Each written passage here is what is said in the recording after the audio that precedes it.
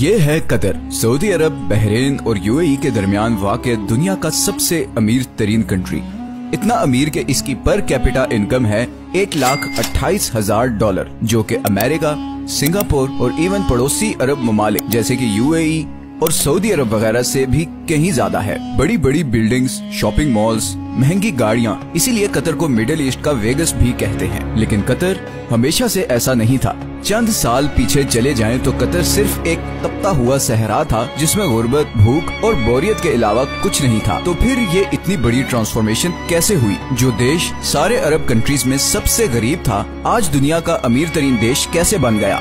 इसके पीछे बहुत ही इंटरेस्टिंग कहानी है और ये कहानी बाकी सारे अरब कंट्रीज की कहानी से मुख्तलिफ है। इस वीडियो के एंड तक आप ये भी समझ चुके होंगे कि क्यों सऊदी अरब और यूएई कतर को पसंद नहीं करते और कैसे कतर आने वाले वक्त में भी अपने पड़ोसी अरब देशों के मुकाबले में ज्यादा खुशहाल और महफूज होगा।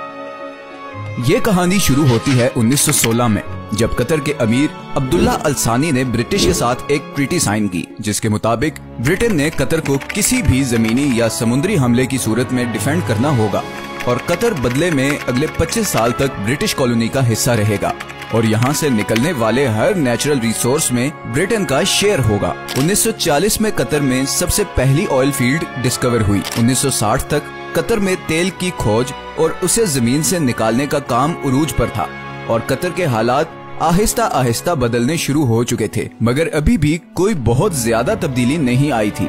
लेकिन फिर 1970 में शेल ऑयल कंपनी ने इस कंट्री का सबसे बड़ा खजाना दरियाफ्त कर लिया, नॉर्थ फील्ड, दुनिया की सबसे बड़ी नेचुरल गैस फील्ड। लेकिन उस जमाने में गैस कोई बहुत ज्यादा प्रॉफिटेबल नहीं थी और उसकी वजह ये थी कि गैस को सिर्फ पाइपलाइंस के जरिए ही किसी दूसरी जगह भेजा जा सकता था और कतर गैस इस्तेमाल करने वाले देशों से इतना दूर था कि वहाँ तक पाइपलाइन पहुँचाना तकरीबन नामुमकिन था। इसी वजह से शेल कंपनी भी ये गैस फील्ड डिस्कवर करके भूल गई और ये डिस्कवरी ऑफिशियल डॉक्यूमेंट्स में ही दब गई। 1971 में कतर को ब्रिटेन से आजादी मिल गई और वो एक आजाद मुल्क बन गया। आजादी मिलने के बावजूद अगले 25 सालों में भी कतर के हालात कोई खास नहीं बदले और फिर आया 1995, जब क्राउन प्रिंस हमाद बिन खलीफा अस्सानी ने बगावत करके अपने ही बाप की हुकूमत का तख्ता उलट दिया और कतर का अमीर बन गया। नए अमीर का एक ही फोकस था और वो था गैस।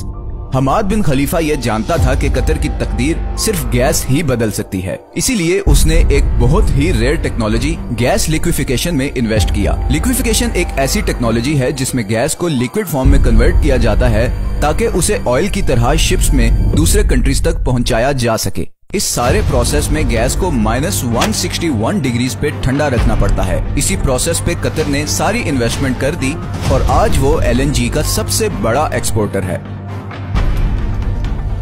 कतर से गैस इंपोर्ट करने वाले कंट्रीज में Japan, India, China, south Korea और स्पेन शामिल हैं। बिलियंस ऑफ डॉलर्स कतर में आना शुरू हो गए, लेकिन कतर की तकदीर बदलने की इक्वेशन में तो ये सिर्फ एक छोटा सा हिस्सा था, क्योंकि नेचुरल रिसोर्सेज तो बहुत सी कंट्रीज के पास होते हैं, उन्हें एक्सप्लॉइट भी बहुत सी कंट्रीज कर लेते हैं, मगर असल मसला आता है उन रिसोर्सेज से आने वाले पैसे को सही इस्तेमाल करने का, वरना वेनेजुएला और अंगोला का अंजाम हमारे सामने है। यही वो जगह है जहां कतर बाकी तमाम कंट्रीज पर बाजी ले गया। कतर ने 2005 में कतर इन्वेस्टमेंट अथॉरिटी के नाम से एक कंपनी बनाई जिसका मकसद था तेल और गैस से आने वाले पैसे को पूरी दुनिया में इन्वेस्ट करना और इसीलिए आज दुनिया के हर बड़े मुल्क और हर बड़ी कंपनी में आपको कतरी इन्वेस्टमेंट नजर आएगी, चाहे वो लंदन के बड़े होटल्स, ऑफिसेज और अपार्टमेंट बिल्डिंग्स हों, अमेरिका के बड़े बड़े ऑफिसेज हों या फिर मल्टीनेशनल्स जैसे कि Volkswagen, Barclays bank, Shell, Tiffany and co या फिर रोसनेट, रशिया की सबसे बड़ी ऑयल कंपनी। इन तमाम कंट्रीज और कंपनीज में कतर की हैवी इन्वेस्टमेंट्स हैं, लेकिन ये भी कतर की टोटल इन्वेस्टमेंट्स का एक छोटा सा हिस्सा है। इसके अलावा Qatar billions of dollars roads, airports, research centres और फाइनेंशियल सेंटर्स वगैरह पे लगा चुका है। इवन के अभी फीफा वर्ल्ड कप, जो कि शायद दुनिया में स्पोर्ट्स का सबसे बड़ा इवेंट है, वो भी कतर में ही हो रहा है, क्योंकि ऐसे state of the art stadiums पूरे अरब में सिर्फ कतर के पास हैं।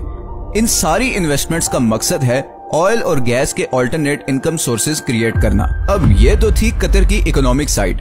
दूसरी तरफ इंटरनेशनल पॉलिटिकल इन्फ्लुएंस हासिल करने के लिए कतर ने दुनिया का सबसे बड़ा अरब मीडिया नेटवर्क शुरू किया, जिसे आज हम अल जजीरा के नाम से जानते हैं। असल में बहुत सालों तक कतर सऊदी अरब के कंट्रोल में था और नए अमीर खलीफा बिन हमाद ये अच्छी तरह जानता था कि अगर कतर ने दुनिया में एक मकाम बनाना है तो उसके लिए उसकी एक अलग से पहचान बहुत जरूरी है। पूरी दुनिया तक कतर की आवाज और उसका नैरेटिव पहुंचाने में अल जजीरा ने एक बहुत जबरदस्त रोल प्ले किया है।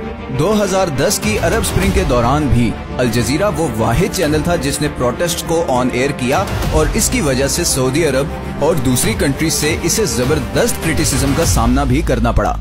अल जजीरा का इन्फ्लुएंस इतना ज्यादा है कि 2017 में जब सब अरब कंट्रीज ने कतर का बायकॉट किया तो उसको खत्म करने के लिए जो सबसे पहली डिमांड रखी गई थी वो थी अल जजीरा को बैन करना। सऊदी अरब और यूएई में तो अल जजीरा 2017 से अब तक बैंड ही है। कतर का बायकॉट एक मुकम्मल फेलियर था और उसकी सबसे पहली वजह तो ये थी कि सऊदी अरब को इस बायकॉट में सारे अरब कंट्रीज की सपोर्ट हासिल नहीं थी। इवन कुवैत और ओमान भी इस बायकॉट का हिस्सा नहीं बने। दूसरा, कतर के ईरान और तुर्की से भी बहुत अच्छे ताल्लुकात हैं, जिसकी वजह से गो के सऊदी अरब और यूएई कतर से काफी नाराज हैं, मगर इंटरनेशनली सारे कंट्रीज कतर को एक न्यूट्रल स्टेट समझते हैं और इसीलिए पूरी दुनिया में सिवाय 6 कंट्रीज के किसी ने भी इस बायकॉट को सपोर्ट नहीं किया। कतर को गैस की वजह से एक और फ्यूचर एडवांटेज भी मिला है।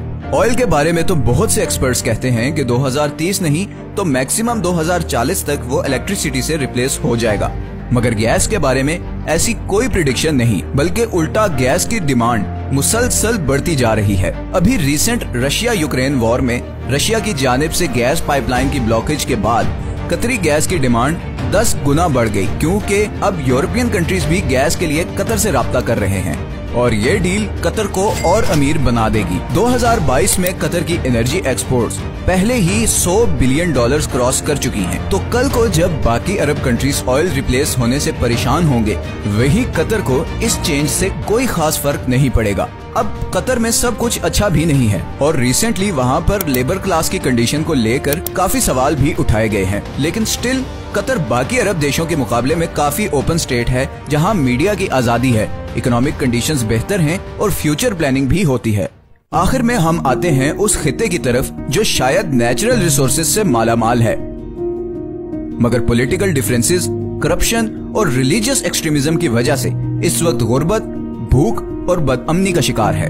कतर की आबादी का 60% साउथ एशियंस हैं। इंडियंस, पाकिस्तानी, बांग्लादेशी और नेपाली कतरी पॉपुलेशन का सबसे बड़ा ग्रुप है। अपने देश और प्यारों से हजारों मील दूर दिन रात मेहनत करते ये लोग हर वक्त ख्वाब देखते हैं कि कब इनके अपने कंट्रीज इतने खुशहाल होंगे कि इन्हें 7 समुंदर पार इस जला देने वाली गर्मी से निजात मिले। हर वक्त सोशल मीडिया पे लड़ने वाले ये लोग बाहर की कंट्रीज में बिल्कुल मिलजुल कर रहते हैं, दुख बांटते हैं और एक दूसरे की मदद करते हैं, लेकिन जैसे ही ये वापस अपनी कंट्रीज में आते हैं तो वही पुराने पॉलिटिकल एजेंडे से मुतासिर होकर एक दूसरे को बुरा कहने और समझने लगते हैं। ना जाने ये हालात कब बदलेंगे, कब इस सब कॉन्टिनेंट के लोग ये फैसला करेंगे कि ये पॉलिटिशियंस की डर्टी पॉलिटिक्स का हिस्सा नहीं बनेंगे, इस ब्रेन वॉशिंग से बाहर निकलेंगे, दूसरों को भी इंसान समझेंगे और फाइनली ये फैसला करेंगे कि अब हमने अपने अपने कंट्रीज को उस मकाम तक लेकर जाना है जहाँ पर आज नॉर्वे और कतर हैं। मैं